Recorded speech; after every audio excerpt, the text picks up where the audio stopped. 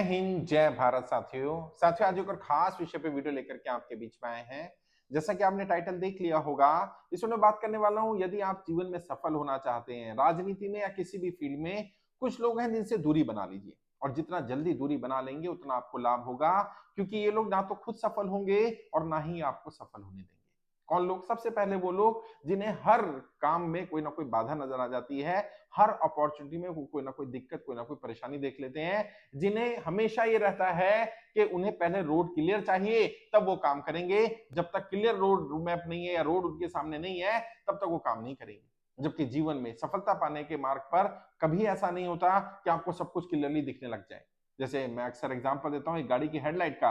जब हम रोड पर चल रहे होते हैं, ऐसा रोड जिस पर स्ट्रीट लाइट ना हो, अगर हमारी गाड़ी की हेडलाइट चालू है तो हेडलाइट हमें सिर्फ 200 मीटर तक का ही दिखाती है। लेकिन जैसे हम 200 मीटर डिस्टेंस ट्रेवल करते हैं, वो हेडलाइट अगले 200 मीटर दिखाने लगती है।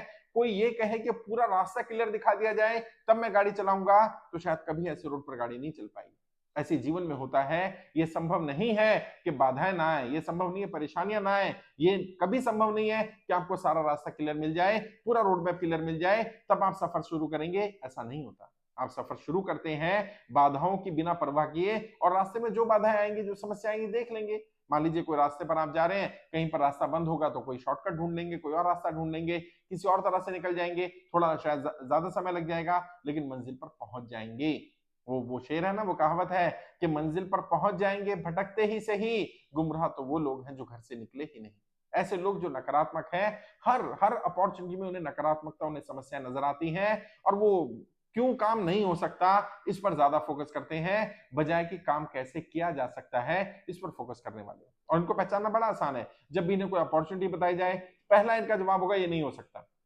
जबकि जो सफल होने वाले लोग हैं या जिन्हें आगे बढ़ना है, जो पॉजिटिव माइंडसेट के लोग होते हैं, वो पहले सुनते हैं, फिर देखते हैं क्या क्या किया जा सकता है, फिर इसके क्या क्या प्रॉब्लम्स आएंगी और क्या क्या प्रॉब्लम सॉल्यूशंस हो सकते हैं। और अगर कोई आइडिया पसंद नहीं आता या कोई काम अपॉर्चुनिटी में उतना दम नहीं लगता, तो भी वो उसके उन पहलुओं पर जरूर बात करते हैं कि ये पॉजिटिव है, लेकिन क्योंकि इसके नेगेटिव ज्यादा है तो शायद ये उतना लाभकारी नहीं होगा, या वो जैसा हम सोच रहे हैं वैसा फायदा नहीं होगा। आउटराइटली रिजेक्ट नहीं करते हैं। ये लोग जो आउटराइटली रिजेक्ट कर रहे हैं, उन्हें काम नहीं करना, आलसी है, नाकारा है, डिसीजन मेकर नहीं है। हाँ, जब भी देखिए टालम टोल करने वाले लोग, जो टालम टोल करते रहते हैं, ये वो लोग हैं जो कभी भी आप कोई काम दीजिए, काम बढ़िया भी मिल गया, सारे पॉइंट डिस्कस कर लिए, उसके बाद भी अच्छा ठीक है कल से शुरू करते हैं, अच्छा अगले हफ्ते बर्थडे आ जाएगा उसके बाद करेंगे, अच्छा पहले मैरिज एनिवर्सरी आ जाएगी फिर करेंगे, अच्छा न्यू ईयर से शुरू करते हैं, अच्छा दिवाली आ जाएगी फिर शुरू करेंगे, अच्छा होली आ जाएगी फिर शुरू करेंगे। वो आदर्श समय का इंतजार कर रहे हैं या चीजों को टालते रहने का काम कर रहे हैं। तब तक टालते रहना जब तक टाला जा सकता है। जबकि जो डिसीजन मेकर्स हैं, जो सफल होने वाले लोग हैं, जो आगे बढ़ने वाले लोग हैं, वो या तो चीज करते हैं या नहीं करते हैं, लेकिन टालम टोल नहीं करते। अगर नहीं करना तो मना कर देते हैं आउटराइटली, सारे पॉइंट्स को देख करके, सारा प्रॉन्स एंड कॉन्स देख करके, सारे प्लस माइनस देख करके, फिर वो डिसीजन ले लेते हैं। और एक बार डिसीजन ले लिया नहीं करना तो नहीं करना, लेकिन अगर डिसीजन ले लिया करना है तो फिर तुरंत अभी से ही शुरू कर देते हैं। और ये जो टालम टालू करने वाले लोग हैं, ये बहुत बार डिसीजन टालते रहते हैं, और कई बार तो ऐसी एक्सट्रीम सिचुएशन तक डिसीजन को टालते रहते हैं कि फिर वो डिसीजन लेना ना लेना एक बराबर हो जाता है, डिसीजन लेने का भी कोई लाभ नहीं होता। और कई बार कोशिश भी करते हैं कि काम ना करना पड़े, कोई दूसरा काम कर ले। जो बहानेबाज लोग हैं या दूसरों पर डालने वाले लोग हैं, या काम नहीं करना चाहते, काम का क्रेडिट लेना चाहते हैं, वो भाई आप शुरू कर लीजिए, अगर ठीक लगेगा तो मैं भी ज्वाइन कर लूंगा, अच्छा पहले आप करके देख लो फिर मैं आ जाऊंगा, अच्छा पहले उस व्यक्ति को करके देख लेने देते फिर आ जाएंगे।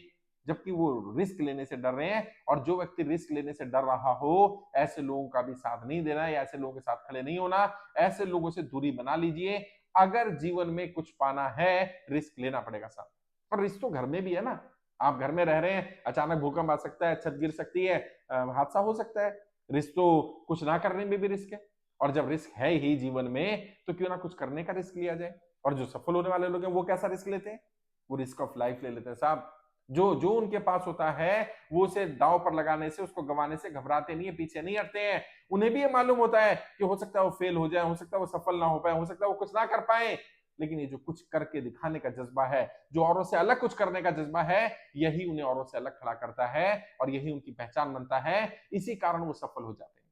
सफल होने वाले या असफल होने वाले लोगों में कोई ज्यादा बड़ा अंतर नहीं होता है, लेकिन वो जो असफल हो गए वो अपॉर्चुनिटीज को पहचानते नहीं है, अपॉर्चुनिटी के पीछे की समस्याओं को देखते हैं, वो डिसीजन नहीं लेते हैं, वो टालम टोल करते रहते हैं, बहानेबाजी करते रहते हैं, दूसरों पर ज्यादा भरोसा नहीं करते हैं, दूसरों को कहते हैं वो आगे बढ़ जाए और वो पहले करके दिखाए फिर हम करेंगे, या इस तरह के डिसीजन लेना है मरे मन से लेना है, रिस्क नहीं लेना, कैलकुलेशन करना, इतना कैलकुलेशन कर लेना कि रिस्क बिल्कुल ना हो, और जब रिस्क नहीं होगा तो गेन क्या होगा भाई, और जितना ज्यादा रिस्क होता है वहां गेन भी ज्यादा होता है। और मैं ये नहीं कह रहा ब्लाइंड रिस्क खेल लो, कई लोग करते हैं, सफल होने वाले लोग ऐसा भी करते हैं, लेकिन कम से कम कैलकुलेट रिस्क तो लो, डिसीजन तो लो।